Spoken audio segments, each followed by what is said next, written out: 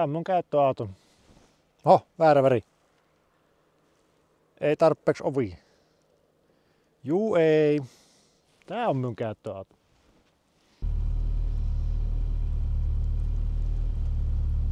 Hä? 600 000 kohta. Oho. Ei tunnu missään. No tänne on aika kylmä päivä taas. Semmonen 22 astetta pakkasta. Ja alkaa olla tällä hetkellä tälle pakkasrajana. Ei ole lohkolämmitintä minkälaista paikalla, niin se vielä tosta pikkusen yli 20 lähtee, mut huonosti. Ja se johtuu siitä, kun tässä on itse säädetyt kartat, niin se on vielä vähän kesken tuo kylmäkäynnistyssäätäminen. Joo, tää on ollut käyttöautona vähän reilu 10 vuotta itellä jo. Semmonen 11 vuotta sitten tää tuli hommattu ja tehty nykyisen kuossinsa, mutta yksi vuosi oli sitten välissä, kun vaihoin tuon vakiolohkon takaisin, niin reilu 10 vuotta, niin en ole ihan 100 000 saanut mittariin, että ei älyttömästi tule ajoja itselle kuitenkaan. Tää on ollut hyvä auto kesällä ja talvella. Talvella lämmin ja kesällä kuuma. Ilmastointi on asenteilla tähän. Siellä on jo kenno paikallaan ja mut konehonne, sen pitäisi vielä kompurat ja muut kamat laitella paikalleen. Tykkään kyllä näistä 240. Ne on aina tykännyt. Ei oikeastaan tämä enempää autolta itse tarvinnut. Hetkinen.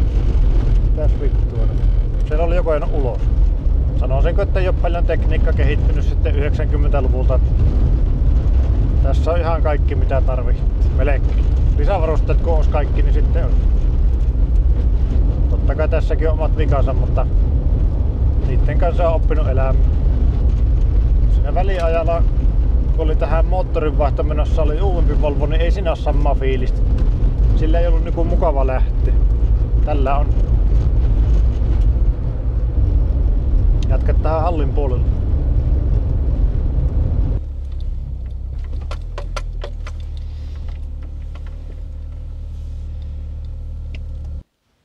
Joo, ostin tämän auton 2012. Perhetutulta ostin. Se oli silloin 75 vuotta. Muistaakseni pukeilla joku, se oli sammunut kaavan pihaan ja ei saanut sitä käyntiin. Olisinko yhtenä iltana yrittänyt sitä itekin näitä perusvikoja katella, mutta ei se vaan lähtenyt käyntiin. Ja meillä oli sitten 900 Volvo kanssa, mistä oli koko ajan tarkoitus ottaa turbomoottori tähän. Niin yhden illan jaksoin kokeilla vanhaa ja sitten vaihoin moottori ja johtosarjat rakensin sitten niistä yhteen, niin sillä se rupesi toimimaan. Samalla sitten vaihoin kaikki jarruosat ja alustan puslat ja hiekkapuolissa maallas tuli noille kaikille alustan tukivarsille sun muille, että se niin kun tuli käytty niin kun läpi tuo alusta kokonaan. Ja se on edelleen niin kun samat osat siellä. Muistaakseni ihan ykköspuslia on tullut vaihdettua. Nyt alkaisi taas olla vähän sen oloinen, että voisi vaihtaa kaikki taas kerralla.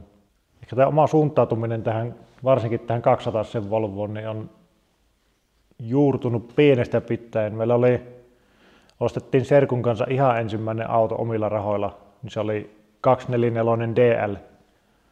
Muistaakseni 79 vuosimallia. Ostettiin niin kuin peltoautoksi. Edelleen se on tuolla meillä jemmassa, mutta on vähän huonossa kunnossa. Mutta silloin sitä pääsi jo ajelemaan, niin se on ollut aina semmoinen jostakin syystä silmiä hiveilevä. Ja sitten silloin 12 vuotta sitten, varmaan aika moni muistakin, niin Pamse alkoi tekemään sitä omaa Volvoa, niin se oli semmoinen viimeinen kipinä, että on se kyllä perkele hieno laite, että pitäisiköhän hommata ja se nyt on sillä tiellä olla. Tämä on tämmöinen käyttöauto ja projektiauton sekoitus vähän ollut, että sillä on ajettu koko ajan.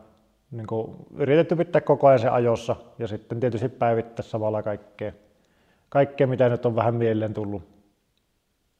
Mutta sanoisinko, että enemmän käyttöauto-osassa on, että ei ole niin kuin liikaa jaksanut hipistellä tavallaan, että maalipinnassa alkaa olla jo sanomista vähän, vaikka sinällään hyvän näköinen kuin origineeli maali onkin, mutta eipähän pienet naarmut niin ole haitannut. Sisusta on aika vakio tässä, Volvon oma. Penkit on tietysti vaihdettu siitä 900 Volvosta, puolinahkapenkit, ja ne aika hyvin sopii tuohon orkkissisustukseen. Ne on niin paljon jääkemmät nuo 900 Volvon penkit, mitä ne 200 sohvat. Että. Sitten on ratti. Ratti on sedän vanhasta Saabista. Se on varmaan asentanut se joskus 80- tai 90-luvulla luisin ratti, niin sen laitoin tähän totta kai. Mittareita tietysti laittanut ja tämmöiset hienot siniset valot tähän mittaristoon joskus aikoinaan. Tähän mulle mittarin tulossa uudet pohjat, ostin IP:stä semmoisen kitin, että siinä on niinku ledit siinä taustan takana vähän semmoinen modernimpi. Ja kierroslukumittari vielä ehti tähän, koska meillä on tää kello tässä alun perin ja siinä sarjassa se on kierroslukumittari. No takalasin ritillä on tehty itse vaneerista tuonne. Se on tuossa ikkunan sisäpuolella, koska talvella se on yhtä helvettiä sitä lunta yrittää putsata niistä orkkisversioista, niin tuli tehty tuommoinen sitten. Alusta on täysin vakio jarrunne, että ainoa mikä sinne on, niin on madallusjouset laitettu, muistaakseni 40 milliä. Muuten täysin vakio ulkoa päin. Nämäkin oli jo paikallaan silloin nämä tupakkamuovit ja snowcapit. Ne oli jo valmiina siinä. En tiedä, joku siinä tässä autossa on kiehtonut aina, kun sillä on edelleen mukava ajella ja jaksaa touhuta sen kanssa vuodesta toiseen. Siis toimii tosi hyvin niin kuin päivittäisajossa. Et jos siihen tulee jotakin vikoja sun muuta, niin ne on yleensä aika helppoja ja halpoja korjata itse, että pääsee taas jatkamaan matkaa. Ruostehommia aina välillä pitää tietysti tehdä ja ylläpitää pohjaa, että se ei pääse pahenemaan. Mutta kaiken puolin aika hyvä yksilö. Joo, tämän moottorin tarina, niin eli tähän tuli vaihe, tässä oli alun perin P230F. Siitä 900 vaihoin tähän sitten tuon P230FT. Ja siinä kävi semmonen juttu, että siitä yksi vesiletku pamahti yhden kerran ja sitä ei huomannut, kun oli niin märkä keli. Niin vesihöyry tuli kyllä takkaan, mutta kun sitä nousi myös tiestä, niin sitä ei niin kuin tajunnut heti, että se sieltä jotakin meni. Ajelin reilu 10 kilometriä ilman nestettä tällä ja sitten hakasi, että ei saakille, että nyt on kyllä jotain häikkää lämpötilossa. Ja laitoin sitten uvenletkun ja nesteet ja käynti ja se kyllä kävi ihan niin kuin ok, mutta tuo laajakaista mittari näytti, että se menee laihalle. Niin oletin sitten, että sieltä on mennyt joku kannentiiviste tai vastaava, että kansi vääntynyt ja otin sitten moottorin pois ja purin kannen irti ja katsoin, että eihän tällä ole mitään vikkaa. Että se vika oli loppukädessä siinä lambdassa, että se oli ottanut osumaa. Siinä ilmeisesti sitä nestettä tullut siihen päälle tai muuta, niin moottorissa ei ollutkaan mitään vikkaa. Mutta siinä sitten samalla oli jo tulevaisuudessa mielessä, että tähän voisi tehdä uuden moottorin. Niin jätin sen turbon alakerran sitten niin kuin siihen projektikäyttöön ja kävin sieltä ladosta hakemassa sen alkuperäisen vaparin lohkon ja vähän hieman pyyhkäsin pahimmat ruosteet sylinterin seinämistä ja iskin tämän turbon kannevan paikalle ja läijä ja siitä asti ollut ajossa, että ei voi aina kuin ihmetellä, miten nämä toimii. Eli siinä on nyt niinku, sama kansihan niissä oli, mutta niinku se on se turbon yläkerta on tähän laitettu tämmöisen näin ja vaparista alakerta. Eli siinä on nyt pikkusen kovemmat puristukset, mitä siinä turbossa. Sähköflekti on laitettu, kuuleri.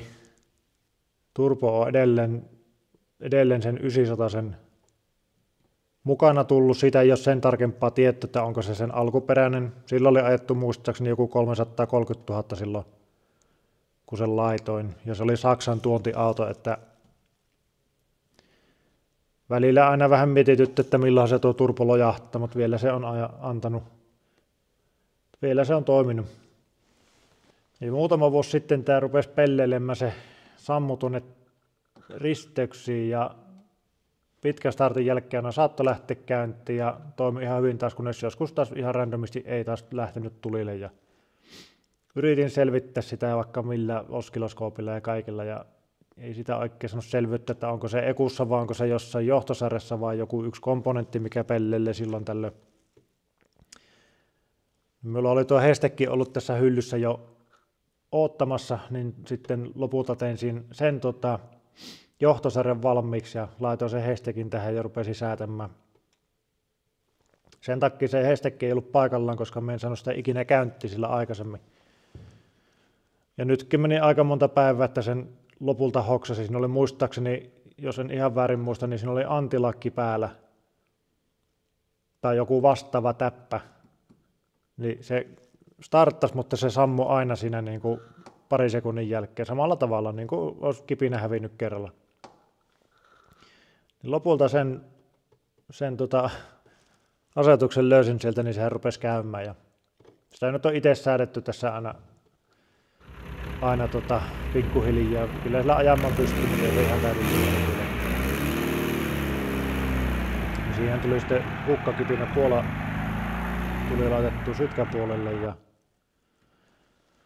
Boschin 440 suuttimet tuohon. Niitä oli hyllyssä, niin kun siinä alkuperäisessä suuttimissa oli se esivastus, niin en halunnut niitä käyttää. Mutta muuten aika lailla niin kuin vakio. No niin VX3 nokka tuli vaihdettu silloin aikoina, niin se on tässä paikalla. Sillä huomasi kyllä siihen alkuperäiseen T230 FT ison eron, kun sehän oli semmoinen niin kuin veneen vetomoottori, että se niin kuin loppui kuin seinä tietyssä kierroksissa se veto. Tämä VX3 tavallaan niin kuin jatkaa sen vedon sinne rajoittimeen asti. Ja siinä on ero. Tähän on nyt vähän lisävarusteita tullut asennettua. Tämä mytiikkä esimerkiksi kuuluu tuohon vakionoppeuden säätimeen. Puhallinyksikkö ja puhallinpaneelit ja niin ne on jo ilmastoidusta versiosta laitettu. Ja perässä on tosiaan tuo Volvon oma kitkalukko. Se tuli sen 164 mukana, niin laitoin sen silloin tähän paikalle, niin se on ollut kyllä mukava talvella. Tässä oli välillä se G80-lukko, vaan se pikitellä joskus kokkelin, miten se pitää, niin se jumahti lukko ja se oli sitten niin kuin 100% koko ajan, niin ei sillä pystynyt ajamaan. Joo, tämmöinen aika perusmoottoritila, paskanen kuin mikä, mutta tämä kun ei ole esittelyauto, niin se saapi olla. Akku on kiinni tämmöisellä remmillä. Tämä kun tuli tämä ahtoputki tuosta, niin se ei mahu enää olemaan siinä alkuperäisessä akkukiinnikkeessä, mikä se oli vähän niin kuin tässä, niin sitä piti siirtää tuonne päin, niin se nyt on tuolla kiinni. Ja silloin muistan, kun ekan kerran tämän kasasin ja muutoskatsastus eessä, niin ainoa mikä oli vielä tekemättä, niin oli tämä pissapojan säiliö. Ja sanoin iskelle, että tehdään siellä, kun on kaikkea muuta tässä, niin se löytyi tämmöisen 3 litran purnukan, niin se kävi just tuonne kolloon ja siitä vaan korkin läpi moottori-imme ja hyvin on toiminut 10 vuotta. Joo, tämä oli tämmöinen esittely minun käyttöautosta kautta projektiautosta.